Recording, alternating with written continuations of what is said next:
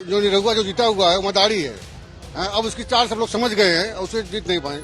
अरे 4000 से हारे हैं, कौन बड़ी सी बात। वो भी राष्ट्रीय अध्यक्ष जी एक दिन चले जाते तो हम 20,000 25,000 से लीड कर जाते, एक दिन चले जाते। देखिए पीडीए तो हम थे ही, plus Samajwadi, PDA plus Samajwadi एक मजबूत अलायंस बना के और इस बार उत्तर प्रदेश से भारतीय जनता पार्टी को साफ करने जा रहा है। 2024 के लोकसभा चुनाव को लेकर समाजवादी पार्टी में बैठकों का दौर शुरू हो गया है। आज सपाध्यक्ष अखिलेश यादव ने आजमगढ़ की सीट को लेकर के मंथन किया है, पार्टी के तमाम नेताओं को बुलाया है।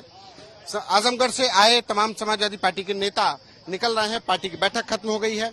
क्या गुरु मंत्र दिया है अखिलेश यादव ने जीतने के लिए? 2 सीट आजमगढ़ की लोकसभा की है। पिछली बार लोकसभा 2019 में हम दोनों सीट जीते थे, अब की वही दोनों सीट भी जीतेंगे हम लोग, रिकॉर्ड तोड़ से। अब प्रत्याशी के चयन की बारी है, 1 महीने के अंदर सब प्रत्याशी घोषित हो जाएंगे आजमगढ़ के। क्या जो लोकसभा का उपचुनाव हुआ उसमें तो बीजेपी ने आप लोगों को हरा ही दिया था, तो अब बीजेपी तो दोबारा ताकत से नहीं आएगी, आप लोग कैसे जीतेंगे? गुटबाजी भी बहुत थी। बीजेपी का जो प्रत्याशी जीता हुआ है, वो जो निरहुआ जो जीता हुआ है वो मदारी है।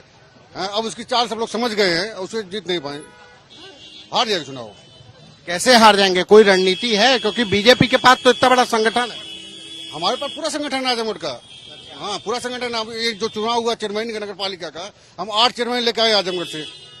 हाँ, 9 में से 8 जीत के आए चेयरमैन नगर पालिका का, सभासदी का 40 में।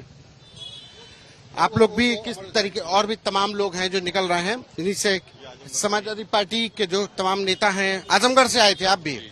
क्या अखिलेश यादव ने गुरु मंत्र दिया है? कैसे जीतेंगे? बीजेपी तो अपनी ताकत लगा रही है और उपचुनाव हरा ही चुकी है। बीजेपी उपचुनाव हराए नहीं, बीजेपी को हम लोग चुनाव अपने गलतियों से हार गए, तो उस पर हम लोग सीख लेके आगे उसको हरा ले जाएंगे। कैसे हराएंगे? क्योंकि कहा गया कि गुटबाजी भी हावी थी। गुटबाजी सब खत्म हो गया, ऐसे सब खत्म कर दिए, कोई गुटबाजी नहीं है। आजमगढ़ को जीतने के लिए क्या अखिलेश यादव ने कहा है? क्योंकि बड़ी चुनौती है आप लोगों के सामने। आजमगढ़ समाजवादी पार्टी का गढ़ था, लेकिन उपचुनाव में आपका गढ़ वो हार गए आप लोग। देखिए हमसे जो कमियां हुई, जो हमसे गलतियां हुई, उसी संगठन की समीक्षा हो रही थी। बूथ लेवल पे कैसे हम अपने आप को बूथ पे मजबूत करें, उसी की बात हो रही थी। तो लगता है कि बीजेपी के आगे जो पीडीए की बात हो रही है, और लेकिन ओवैसी एमडीए की बात कर रहे हैं, यानी मुस्लिम, दलित और अल्पसंख्यक की बात कर रहे हैं। तो देखिए पीडीए तो हम थे ही, plus Samajwadi, PDA plus Samajwadi एक मजबूत अलायंस बना के और इस बार उत्तर प्रदेश से भारतीय जनता पार्टी को साफ करने जा रहे हैं। लोग हैं यहाँ पर, उनसे भी बात करेंगे कि ये विधायक हैं, आजमगढ़ से विधायक हैं, उनसे भी बात करेंगे। तमाम लोग जो आए हुए हैं, आप लोग आजमगढ़ से ही आए हुए हैं?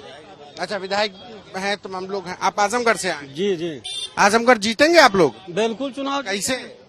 अरे जैसे पहले जीते तो उस तरह से जीतेंगे। लेकिन पहले हार भी तो गए। अरे 4000 से हारे हैं, कौन बड़ी सी बात। वो भी राष्ट्रीय अध्यक्ष जी एक दिन चले जाते तो हम 20,000 25,000 से लीड कर जाते, एक दिन चले जाते। ये राष्ट्रीय अध्यक्ष जी नहीं गए तो हार गए आप लोग? हाँ, थोड़ा सा गड़बड़ी हुई। राष्ट्रीय अध्यक्ष जी चले जाते तो जीत जाते। 50,000। तो ये तो कमी राष्ट्रीय अध्यक्ष की भी। हाँ, कहीं न कहीं गलती हुई है, कहीं न कहीं गलती हुई है। अब जाएंगे राष्ट्रीय अध्यक्ष जी? आप लोगों ने कहा कि आप नहीं आए तो हार गए। कहे हम लोग, क्या कहे? कहे कि आप नहीं आए, चुनाव हार गए। अरे तो क्या बोले राष्ट्रीय अध्यक्ष? कहना कि हाँ गलती हुई है भाई। ये अखिलेश यादव ने माना गलती होगी? माने तो अब वो आएंगे? आएंगे। बीजेपी कह रही है कि पीडीए के बजाय हम ज्यादा काम कर रहे हैं, एनडीए जीतेगी। पीडीए का आप लोग कह रहे हैं, ओवैसी अलग कह रहे हैं कि हम एमडीए वाले जीतेंगे। अरे भाई, ऐसा है कि भारतीय जनता पार्टी के लोग, उनको तो मतलब यही ना है कि हिंदू बना मुसलमान करके चुनाव लड़ते हैं।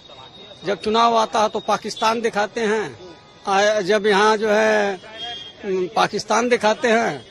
वैसे अगर हिंदू मानते हैं तो खाली 1-2 बिरादरी को हिंदू मानते हैं लोग, और बकिया किसी को मानते नहीं हैं।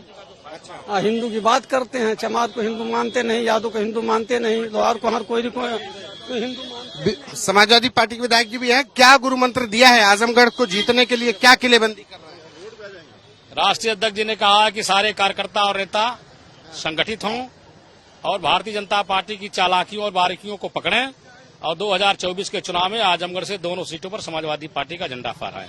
2022 में आप लोग हार चुके हैं बीजेपी से।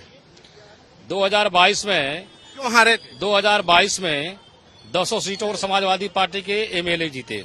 नहीं, उपचुनाव की बात करें तो लोकसभा उपचुनाव आप हार गए थे। जिस उपचुनाव की आपने बात किया है, उस पर भी लंबी देर तक बातें हुई हैं, कुछ लोग सिर्फ समाजवादी पार्टी को चुनाव लड़ाने के लिए, समाजवादी पार्टी को चुनाव हराने के लिए लड़ते हैं, और ऐसे कुछ कारण थे जिसकी वजह से हम लोग चुनाव हार गए। वो हमारा दुर्भाग्य था, लेकिन अब सारी चीजों पर समाजवादी पार्टी पैनी नजर रखे हुए है और 2024 में किसी को कोई मौका मिलने वाला नहीं है। समाजवादी पार्टी दोनों सीटों पर चुनाव जीतेगी। जो गुटबाजी थी उसको लेकर के भी कई शिकायत की पार्टी में ही गुटबाजी थी, उसकी वजह से आप लोग उपचुनाव हारे। आपको गलत खबर है। समाजवादी पार्टी आजमगढ़ में कोई गुटबाजी नहीं है। सारे के सारे नेता एक होकर एक दूसरे का सहयोग करते हैं और राष्ट्रीय अध्यक्ष माननीय श्री अखिलेश यादव जी के दिशा निर्देशन में काम करते हैं। राष्ट्रीय अध्यक्ष अखिलेश यादव आजमगढ़ के उपचुनाव में नहीं गए थे, अब की जाएंगे ये तय हुआ, क्योंकि तमाम लोगों ने कहा कि अध्यक्ष जी एक बार आ जाते तो शायद हम चुनाव नहीं हारते। पता नहीं कहाँ की आप खबरें रखते हैं। ये प्रदेश का जो पार्लियामेंट का चुनाव होने जा रहा है वो बहुत बड़ा चुनाव है और वह निश्चित तौर पर राष्ट्रीय अध्यक्ष जी के ही निर्देशन में लड़ा जाएगा, उन्हीं की अगुवाई में लड़ा जाएगा। तो जाहिर सी बात है कि उनको आजमगढ़ जाना ही जाना है। लगता है 2024 में आप लोग रोक पाएंगे बीजेपी को उत्तर प्रदेश? पूरी कोशिश है और उम्मीद भी है कि हम आजमगढ़ की सम्मानित जनता के बल पर, इसलिए कि वो समाजवादियों का आजमगढ़ के लोगों ने हमेशा सम्मान किया है, आजमगढ़ पर दोनों सीटों पर समाजवादी पार्टी चुनाव जीतेगी और भारतीय जनता पार्टी को हम रोकेंगे। तो ये समाजवादी पार्टी के तमाम नेता हैं जो इस बैठक के बाद निकल रहे हैं, जिनको लगता है कि जो अखिलेश यादव ने आज गुरुमंत्र दिया, जो फीडबैक लिया, उससे साल 2022 के उपचुनाव में जो हार देखनी पड़ी वो 2024 में नहीं देखनी पड़ेगी और समाजवादी पार्टी अपना गढ़ बचाने में कामयाब होगी। कैमरा पर्सन नीरज के साथ संतोष कुमार।